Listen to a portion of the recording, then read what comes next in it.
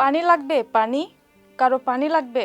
18 জুলাই 2024, ঠিক দুপুর 2টা কিংবা 2:30। উত্তরের আকাশ ভেঙে তখন কাঠফাটা রোদ, আর বাতাসে বারুদের গন্ধ। চারিদিকে টিয়ার শেলের ঝাঝালো ধোঁয়া, সাউন্ড গ্রেনেডের কান ফাটানো আওয়াজ, আর ছাত্রদের দিক বিদিক ছোটাছুটি। ঠিক সেই নরকুণ্ডের মাঝে দুহাতে পানির বোতল নিয়ে একাই লড়াই করছিলেন এই তরুণ, আমাদের সবার চেনা মানবিকতার এক মূর্ত প্রতীক, মীর মাহফুজুর রহমান মুগ্ধ।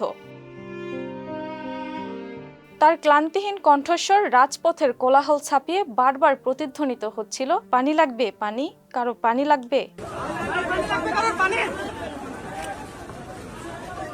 মীর মাহফুজুর রহমান মুগ্ধ ছিলেন বাংলাদেশ ইউনিভার্সিটি অব প্রফেশনালসের মেধাবী ছাত্র। কোনো রাজনৈতিক স্বার্থ নয়, কেবলই নিজের ভাইদের বাঁচানোর এক অদম্য মানবিক তাগিদ থেকে রাজপথে নেমেছিলেন তিনি। নিজের পকেটের টাকা দিয়ে কেনা পানির বোতল আর বিস্কুট তুলে দিচ্ছিলেন রণক্লান্ত ছাত্রদের মুখে। কিন্তু কে জানতো, তৃষ্ণার্তদের পানি পান করানোর এই মহান কাজই হবে তার জীবনের শেষ কাজ।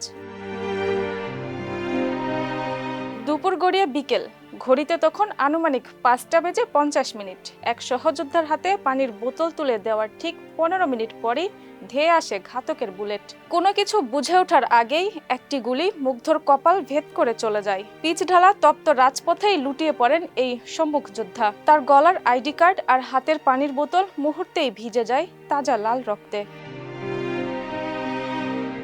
মুগ্ধর এই নির্মম হত্যাকাণ্ড পুরো বাংলাদেশকে স্তব্ধ করে দিয়েছিল।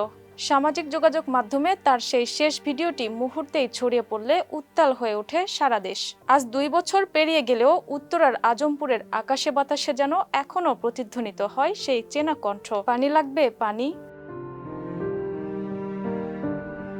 মুগ্ধ সশরীরে আমাদের মাঝে নেই, কিন্তু তার সেই পানির বোতল আজ হয়ে উঠেছে বাংলাদেশের ছাত্র জনতার অধিকার আদায়ের আন্দোলনের এক অবিনশ্বর প্রতীক।